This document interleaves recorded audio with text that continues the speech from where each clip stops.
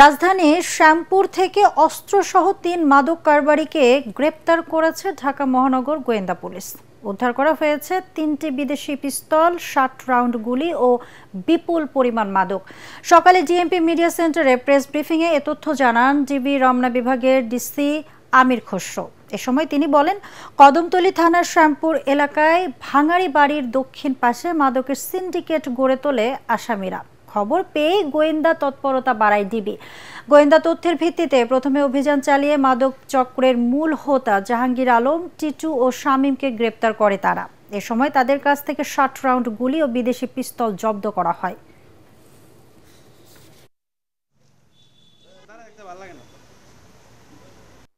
তাদের এই আস্তানা থেকে আমরা ৮০০ পিস ইয়াবা এবং প্রায় ৮.৫ কেজি গাঁজা উদ্ধার করতে সক্ষম হয়েছি।